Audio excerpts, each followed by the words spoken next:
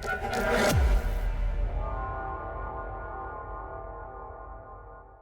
today's lecture, we will discuss about how a is related to v square and r. ठीक है, आज के lecture में हमारे पास जो हम डिस्कशन करेंगे, सिर्फ और सिर्फ ये डिस्कशन करेंगे कि जो कि सेंट्रीपिटल एक्सेलरेशन है हमारे पास ए सी, ये किस तरीके से हमारे पास वी स्क्वायर पर डिपेंडेंसी है इसकी और आर के ऊपर इसकी डिपेंडेंसी है। अच्छा, अगर हम देखें ना, अगर हम देखें तो हमारे पास ए सी एक्चुअली हमारे पास एक्सेलरेशन इक्वल है, अगर आपको याद हो हमारे पास इक्वल है v डिवाइडेड बाई टी के।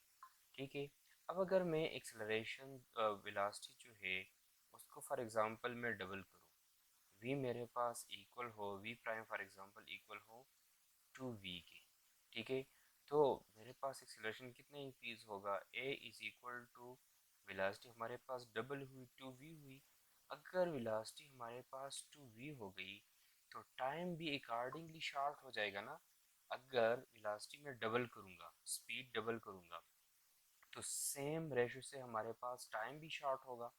ठीक है, टाइम शॉर्ट होगा तो अगर हम इसको देख ले तो ये जो हमारे पास टी टू है, ये अगर मैं ऊपर लेके जाऊँ तो टू पावर माइनस वन और इधर लेके जाओ तो हमारे पास टू होगा, तो a is equal to two into V divided by T multiplied by two होगा। अब अगर मैं इसको इसको मैं मल्टीप्लाई कर लूँ, अब अगर मैं इसको मल्टीप्लाई करूँ इस टू को इसके साथ मल्टीप्लाई करूँ तो a is equal to four V by T means four into V by T किस चीज़ की इक्वल है, a की।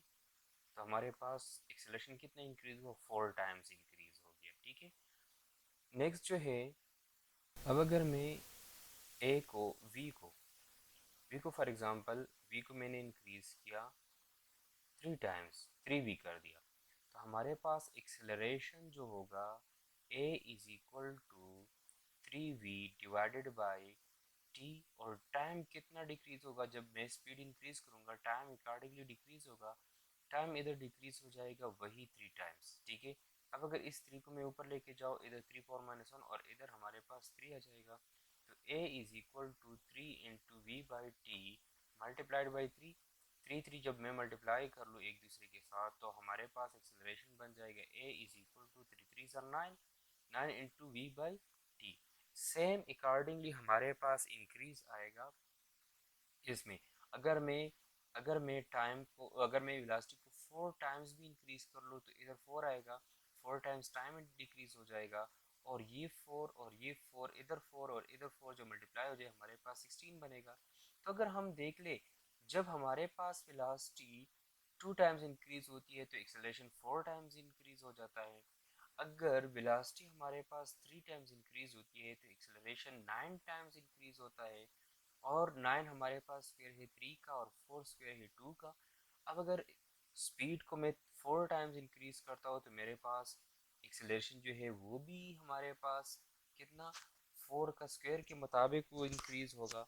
तो वो फोर के स्क्वायर के मुताबिक इंक्रीज जब इसमें आएगी तो इट मीन्स के जब मैं एक चीज़ को मैं वेलोसिटी को इट मीन्स कि मैं जब भी वेलोसिटी को for example one times increase कर रहा हूँ, ठीक है, तो स्पीड एक्सेलरेशन में जो है एक्सेलरेशन में हमारे पास उसके स्क्वायर के मुताबिक इंक्रीज आता है।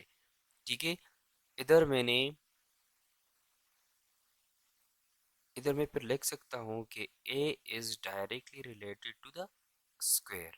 ठीक है, ये तो हमारे पास रिलेशनशिप थी a और v के बीच। अब अगर मैं रिलेशनशिप फाइंड करना चाहूँ कि ए सी हमारे पास किस तरह रिलेटेड है आर के, किस तरह रिलेटेड आर के, इसका रिलेशनशिप फाइंड करने के लिए मैं हम थोड़ा सा एक सर्कल ड्रा करेंगे। ठीक है, और उससे फिर फाइंड करेंगे कि किस तरह इसकी रिलेशनशिप है। फॉर एग्जांपल ये मेरे पास एक सर्कल है। ठीक है, ये हमने एक सर्कल ड्रा किया जिसका रेडियस इसके सेंटर से है आर। ठीक है, आर। ये एक सर्कल है। दूसरा सर्कल मेरे पास है, इस सर्कल का रेडियस फॉर एग्जांपल इसके सेंटर इधर है, इस सेंटर से इसका रेडियस इतना है। तो अगर हम देख ले, इधर जो है, इधर जो कि एक छोटी सर्कल है जिसका रेडियस छोटा है, अगर इधर हम देख ले, इधर वेलोसिटी की डायरेक्शन यू है, टेंजेंट टू द सर्कल है वी, ठीक है, और इधर इसकी डायरेक्शन यू है और इधर यू है, तो कांस्टेंटली डायरेक्शन चेंज हो रहे हैं ना, और बहुत जल्दी जल्दी डायरेक्शन चेंज हो रहे हैं, मींस एक्सेलरेशन ज्यादा आएगा। इधर जो है, इधर हमारे पास रेडियस ज़्यादा है, जब रेडियस ज़्यादा है तो इधर वेलोसिटी की डायरेक्शन यू होगी, फिर इधर हमारे पास यू होगी, मतलब इधर थोड़ा सा ज़्यादा हमारे पास वो डिस्टेंस आ रहा है, और हमारे पास एक टर्म बन रही है जिसमें हमारे पास वेलोसिटी की डायरेक्शन बिल्कुल सेम है।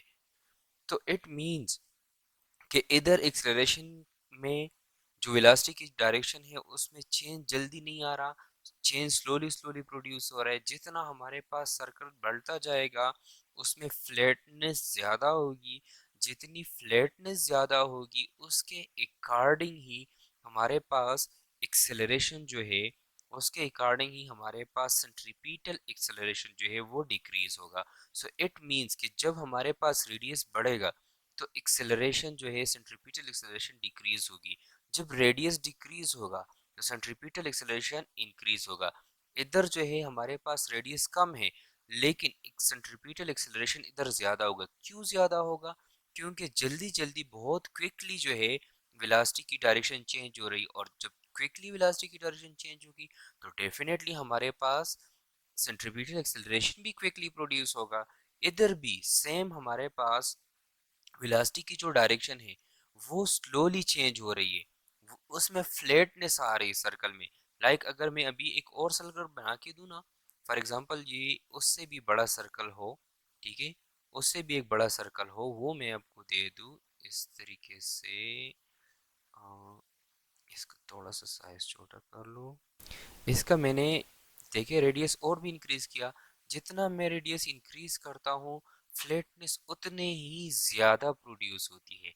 लाइक अगर मैं इधर अभी देख लूँ ना, इसका रेडियस बहुत ज्यादा है, इसमें मैं अगर देखूँ तो हमारे पास इधर जो है, इधर जो हमारे पास है, अगर इस एरिया में मैं देखूँ, इधर वेलोसिटी की डायरेक्शन यू होगी, इधर वेलोसिटी की डायरेक्शन यू होगी, लेकिन दरमियान में इस जगह पे अगर मैं यू इस जगह को ऑब्जर्व करूँ ना, तो इधर हमारे पास वेलोसिटी की डायरेक्शन सेम रहेगी, फिर इधर आके वेलोसिटी की डायरेक्शन जो है वो चेंज हो रही है। मतलब फ्लैटनेस ज़्यादा हो रही है, जितनी हमारे पास सर्कल बढ़ती है अकॉर्डिंगली हमारे पास फ्लैटनेस भी ज़्यादा होगी। जब तक फ्लैटनेस ज़्यादा होगी डायरेक्शन चेंज नहीं होगा, डायरेक्शन जब क्विकली चेंज नहीं होगा तो हमारे पास एक्सेलरेशन भी कम होगा।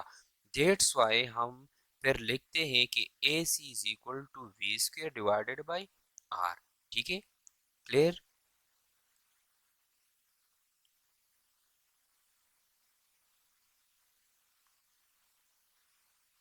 Clear?